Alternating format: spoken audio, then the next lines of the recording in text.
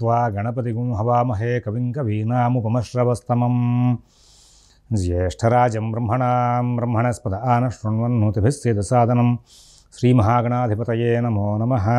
प्रणो देवी सरस्वती वाजेभिर्वाजिनीवती धीनामभित्र्यवतु श्रीमहासरस्वत्यै नमो नमः।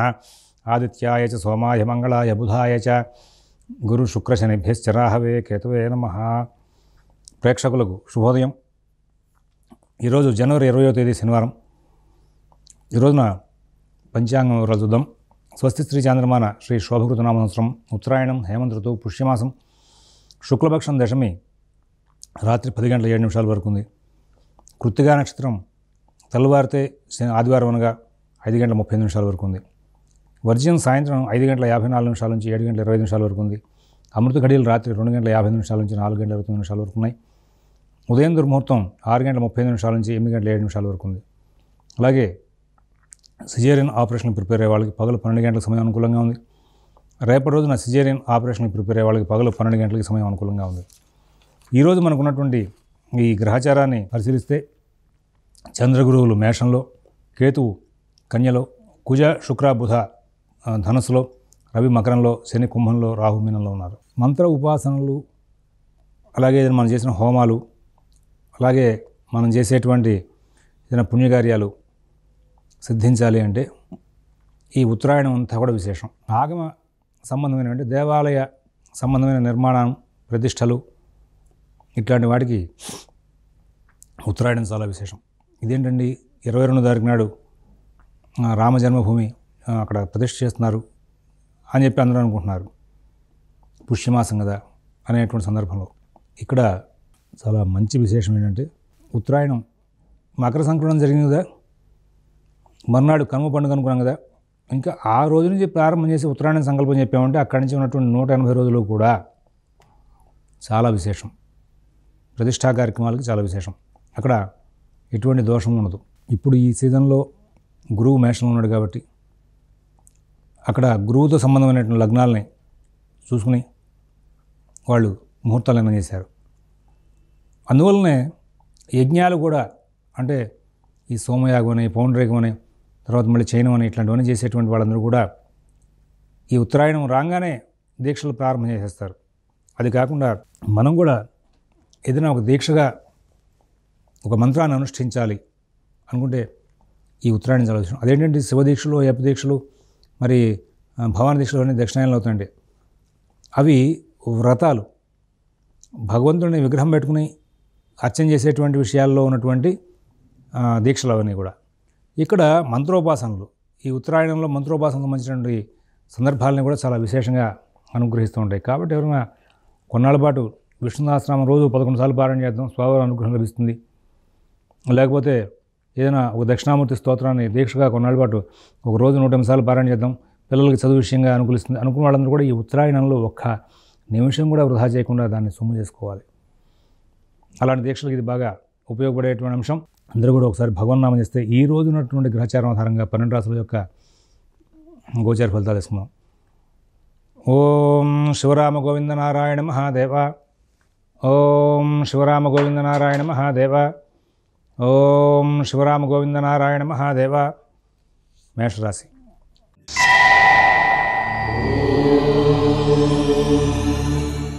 ఈ రోజున మేషరాశి వాళ్ళకి అన్ని కార్యక్రమాలు కూడా చాలా చక్కగా నడుస్తూ ఉంటాయి। మంచి తెలివితేటలు ప్రదర్శిస్తారు, సద్బుద్ధి ప్రదర్శిస్తారు, సత్కీర్తికి సంబంధించి ఏ పని ఎప్పుడు చేయాలి, ఏ విధంగా చేయాలనే విషయంలో ఒక మంచి బుద్ధి కుశలతను ప్రదర్శిస్తారు। అలాగా ప్రతి విషయాన్ని కూడా సానుకూలం చేసుకుంటూ ముందుకు వెళ్తూ ఉంటారు। ఎక్కడా ఇబ్బందులు లేనటువంటి మంచి జీవితాన్ని గడుపుతారు। కుటుంబ విషయాలు బాగుంటాయి, ఉద్యోగ వ్యాపార విషయాలు బాగుంటాయి, తెలివితేటలు బాగా ప్రదర్శిస్తారు। విద్యార్థులకు, రైతులకు అందరికీ కూడా మంచి ఫలితాలు వచ్చే అవకాశాలు బాగా కనబడుతూ ఉన్నాయి। వృషభ రాశి,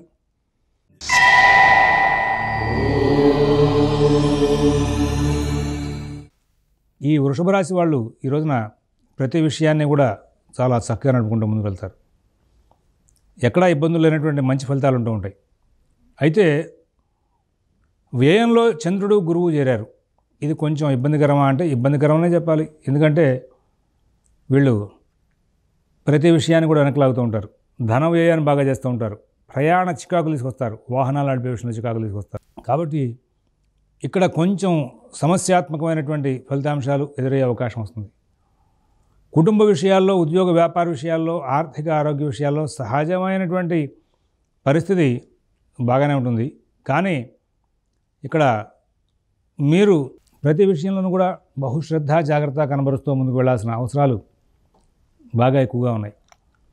దాన్ని మనం ఎక్కువగా కనుక సబ్జెక్ట్ తీసుకుంటే వాటిల్లో విచిత్రమైనటువంటి కొంచెం సమస్యలు వచ్చే అవకాశం ఉంది. ఏంటంటే వ్యయచంద్రుడు, వ్యయగురువు, అష్టమంలో ఉన్నటువంటి కుజ, బుధ, శుక్ర వీళ్ళ ప్రభావంగా మీకు రోజువారీ జీవితాల్లో అనుకోని ఫలితాంశాలు బాగా బయటపడే అవకాశం వస్తుంది. కాబట్టి ఆర్థిక విషయాలు, ఆరోగ్య విషయాలు అన్నీ కూడా జాగ్రత్తగా చూసుకుంటూ ముందుకు వెళ్ళాలని చెప్పే విషయాన్ని మీకు తెలియజేస్తున్నాం.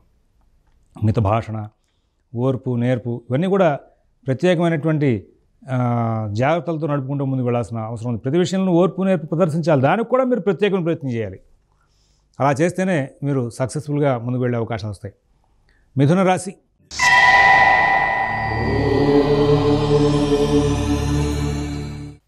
దైనందిన కార్యక్రమాలు బాగుంటాయి, కుటుంబ విషయాలు బాగుంటాయి, ఉద్యోగ వ్యాపార విషయాలు బాగుంటాయి, ఆర్థిక ఆరోగ్య విషయాలు బాగుంటాయి. విదేశీ నివాస ప్రయత్నాలు, స్థిరాస్తి కొనుగోలు ప్రయత్నాలు, కోర్టు వ్యవహారాలు, రుణ వ్యవహారాలు ఏవి కూడా ఈ రోజున మరి ఇబ్బందికరం కాదు, లాభదాయకం కాదు, తటస్థంగా వెళ్ళే అవకాశం ఉంది. కారణం ఏమిటి? సప్తమంలో ఉన్నటువంటి కుజ, బుధ, శుక్రులు అనుకూలించరు, లాభంలో ఉన్న గురుచంద్రులు విశేషంగా యోగిస్తారు.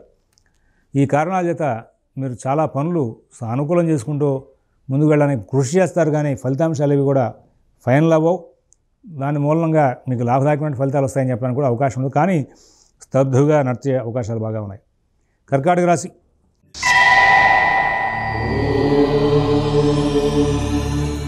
ధైర్యయుక్తమైన బుద్ధిని ప్రదర్శిస్తారు, సందర్భానుసారంగా ప్రవర్తిస్తారు.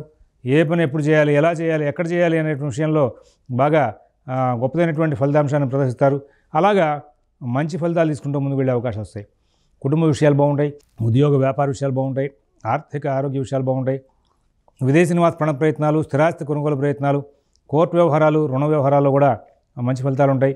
మరి అన్ని అంశాల్లోనూ కూడా ఇవాళ మీకు అన్ని కార్యక్రమాల్లోనూ కూడా మీ ధైర్యయుక్తమైన బుద్ధికి తగ్గట్టుగా మీరు కొంచెం ఓర్పుగా కనుక వ్యవహరిస్తే లాభదాయకంగా కూడా మారే అవకాశాలు వస్తుంటాయి. అలాగే మంచి జీవితాన్ని గడిపే అవకాశం వస్తుంది, మంచి ఫలితాలతో ముందుకు వెళ్ళే అవకాశం వస్తుంది. తదుపరి సింహరాశి.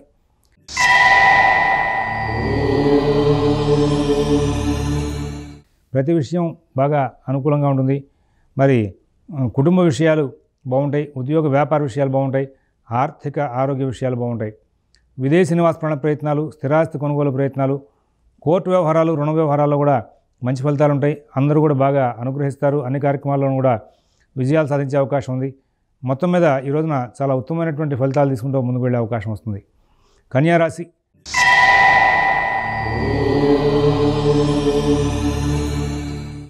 చాలా అద్భుతమైనటువంటి గ్రహచారం నడుస్తుంది. అన్ని కార్యక్రమాలు కూడా బాగుంటాయి. నూతన ఉద్యోగ వ్యాపార విషయాల్లో సత్ఫలితాలు ఉంటాయి, ఆర్థిక ఆరోగ్య విషయాల్లో సత్ఫలితాలు ఉంటాయి, విదేశీ నివాస ప్రయత్నాలు, స్థిరాస్తి కొనుగోలు ప్రయత్నాలు, కోర్టు వ్యవహారాలు, రుణ వ్యవహారాల్లో కూడా మంచి ఫలితాలు ఉంటాయి. అందరూ మీకు బాగా మంచి ఫలితాలు ఇస్తూ ఉంటారు, బాగా సహకారం చేస్తూ ఉంటారు. తద్వారా మీరు ఉత్తమమైన ఫలితాలు తీసుకుంటూ ముందుకు వెళ్ళే అవకాశం వస్తుంది. తులారాశి.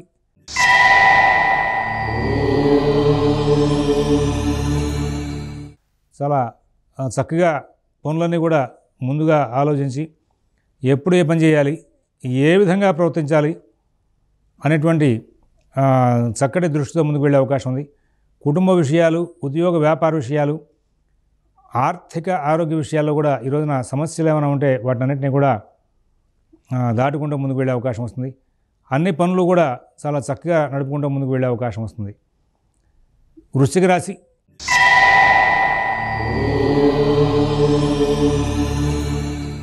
ఈ రోజున గ్రహచారం చాలా అద్భుతంగా ఉంది. కుటుంబ విషయాలు బాగుంటాయి, ఉద్యోగ వ్యాపార విషయాలు బాగుంటాయి, ఆర్థిక ఆరోగ్య విషయాలు బాగుంటాయి, విదేశీ నివాస ప్రయత్నాలు, స్థిరాస్తి కొనుగోలు ప్రయత్నాలు, కోర్టు వ్యవహారాలు, రుణ వ్యవహారాల్లో కూడా అద్భుతమైనటువంటి ఫలితాంశాలు వస్తాయి. ఎక్కడ ఇబ్బందులు లేనటువంటి జీవితాన్ని గడుపుతూ ముందుకు వెళ్ళే అవకాశం వస్తుంది. ధనురాశి.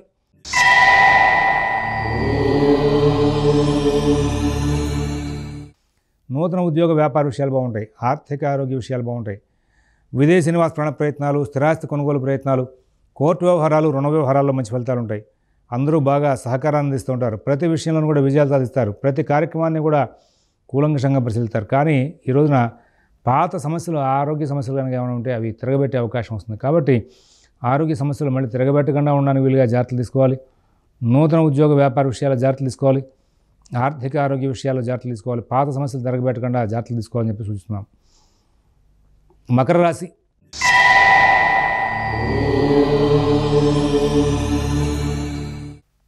బంధుమిత్రులు రాకపోకలో సమస్యలు లేకుండా జాగ్రత్తలు తీసుకోండి. కుటుంబ విషయాల్లో ప్రత్యేకంగా జాగ్రత్తలు తీసుకోండి.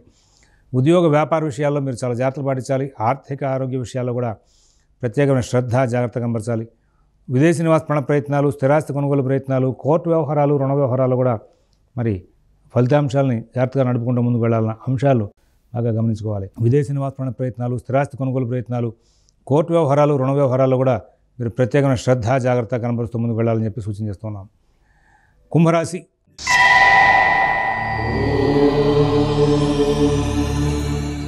అన్ని పనులు కూడా బాగా వేగంగా సాగుతూ ఉంటాయి. కుటుంబ విషయాలు బాగుంటాయి. ఉద్యోగ వ్యాపార విషయాలు బాగుంటాయి. ఆర్థిక ఆరోగ్య విషయాలు బాగుంటాయి. విదేశీ నివాస ప్రాణ ప్రయత్నాలు, స్థిరాస్తి కొనుగోలు ప్రయత్నాలు, కోర్టు వ్యవహారాలు, రుణ వ్యవహారాలు మంచి ఫలితాలు ఉంటాయి. అందరి దగ్గర నుంచి మంచి ప్రోత్సాహం లభిస్తుంది. అన్ని కార్యక్రమాలు కూడా విజయవంతం చేసుకుంటూ ముందుకు వెళ్తారు. ఎక్కడ ఇబ్బందులు లేనటువంటి జీవితాన్ని గడుపుతారు. చాలా ఆనందంగా కాలక్షేపం చేసే అవకాశం ఉంది. మీనరాశి.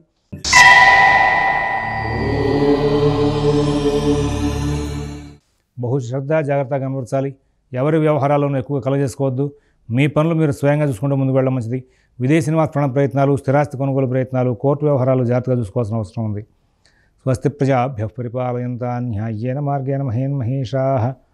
గోబ్రాహ్మణేభ్యః శుభమస్తు నిత్యం. లోకాః సమస్తాః సుఖినో భవంతు. ఓం తత్సత్.